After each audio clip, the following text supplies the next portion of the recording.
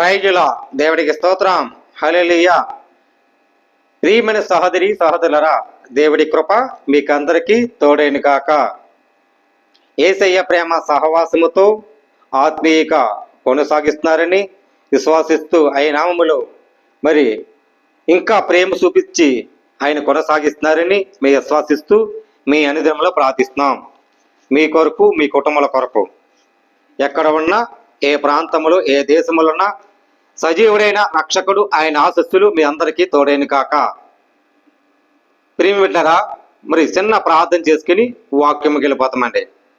పరిశుద్ధమైన ప్రేమగల తండ్రి, కృపగల దేవా, నీ స్తోత్రాలు. వాక్యముతో ప్రభా మీరు నాతో మాట్లాడండి. మాట్లాడుతుండగా అనేక బిడ్డలు రక్షించండి. కాపుతల భద్రత ఉంచు, సజీవులతో ఉంచు, సాక్షి వారికి సహాయములు ఆశలు దయచని ప్రభా. నీ చిత్తం నెరవేర్చినట్లక సమస్తం మెరుగున ప్రభా, నీ కృప ఎప్పుడు మాకు ఉండాలని, నీ కృప మాకు ఎప్పుడు ఆశీస్సులు నడిపించాలని మీ విశ్వాసించి ప్రార్థిస్తాం. అనేక బిడ్డల కోసం ప్రార్థిస్తాం నాయన. వాళ్ళ కుటుంబం కొరకు, ఆరోగ్యం కొరకు, బిడ్డల జాబుల కొరకు, చదువుల కొరకు, వృద్ధాతంలో ఉన్న తల్లిదండ్రుల కొరకు అయా అనేక బిడ్డలు రక్షించండి. సేవకులు, దైవజనులు, అలాగే ప్రవ్వా ప్రతి ఒక్కరికి నీ సహాయ, నీ ఆస్తులు, దీవులు, మహిమలు నజరడే యేసయ్య.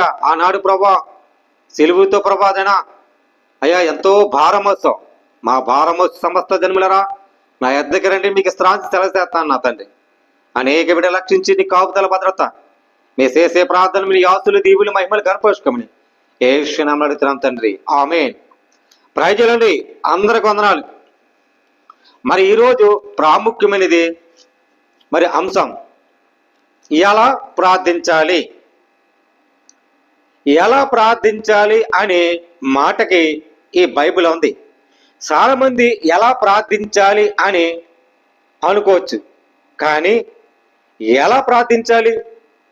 అందరి కొరకు ప్రార్థించాలి. ఎకతడగా ప్రార్థించడమే గొప్ప లక్ష్యం. ఆనాడు మరి పేతురు, సిమోను, యాకోబు అక్కడ ఉంటే యేసయ్య అంత దూరం వెళ్ళి రాయి దగ్గరికి వెళ్ళి ప్రార్థించాడు. చీకటి దాకా ప్రార్థిస్తున్నాడు. మన ప్రార్థనలను మర్చిపోకూడదు. శోధనలను ప్రవేశిస్తే సైతానుకుడు మన చోటిచ్చినట్టు. శోధనలోనూ ప్రవేశిస్తే సైతానుకుడు మనల్ని ప్రార్థన లేకనే కప్పివేస్తాడు.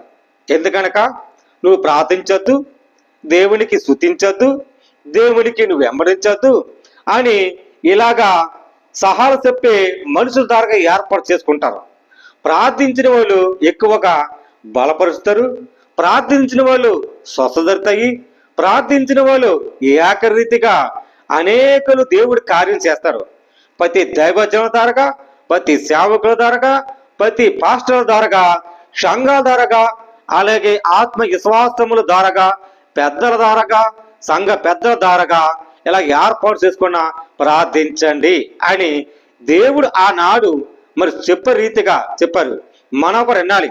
మరి ఇక్కడ 1 దెనీసీకు వెళ్తే అక్కడ చూడండి 5:15 చూడండి. ఎకతడగా ప్రార్థన చేయండి. ఈ రోజుల్లో చాలా మరి ఎకతగర ప్రార్థించని బైబుల్ సాక్షాత్యం చెప్తుంది. ప్రార్థన మర్చిపోతున్నాం. కష్టం వస్తే ప్రార్థన చేయండి అంటాం, సమస్య వస్తే ప్రార్థన చేయండి అంటాం, రోగి అయితే ప్రార్థన చేయండి అంటాం. కానీ సంఘం ముందే ప్రార్థన చేయాలని ఆసక్తి లేదు. ఎందుకనక బైబిల్ మట్టి చెప్పచ్చు, బైబిల్ వాక్యం చెప్పచ్చు, చక్కగా పాటలు పాడచ్చు. కానీ సంఘ కోరం అందరి క్షేమం కోసం ప్రార్థించాలని ఆలోచన జ్ఞాపకత మర్చిపోతారు. ఈ రోజుల్లో ఎకతాడుగా ప్రార్థించేమండి అని మాటకి కొంతమంది విశ్వాసులు ప్రార్థిస్తారు. విశ్వాసం లేని వాడికి ఈ మాట ధ్యానించాలని మరి బైబిల్లో ఉన్న అంశం ఉన్నాయి. ప్రియమిట్లరా, ఎకతగడ ప్రార్థించండి, ప్రతి విషయములో. ఏ విషయాలండి?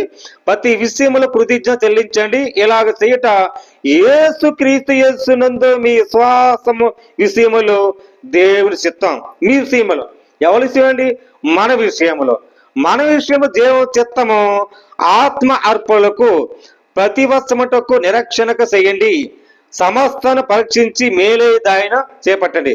ప్రతి విషయంలో మేలేదాయన చేపట్టాలి, మేలేదాయని మనం చెయ్యాలి, మేలేదాయని మనం నడిపించాలి, మేలేదాయని మన అందరి కోసం ప్రార్థించాలి.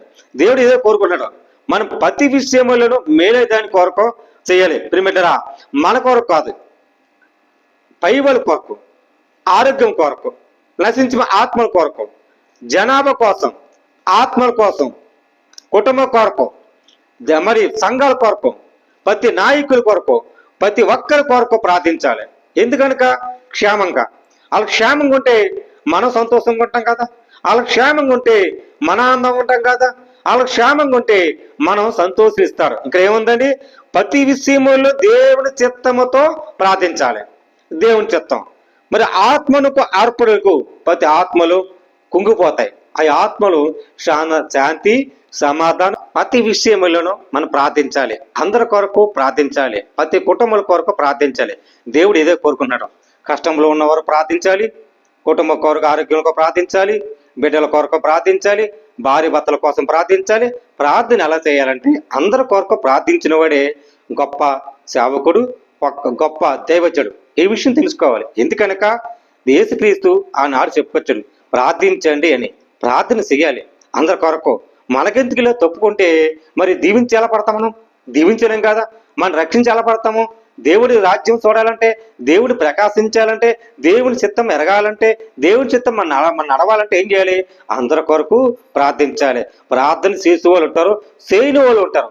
చేయని వాళ్ళ కోసం మనం జాగ్రత్తగా చెప్పి వాళ్ళ కష్టముల్లోనూ, వాళ్ళ బాధల్లోనూ, ఇబ్బందుల్లోనూ ప్రార్థన చేసి రావాలి. ఇది దైవ సేవకుల లక్షణాలు.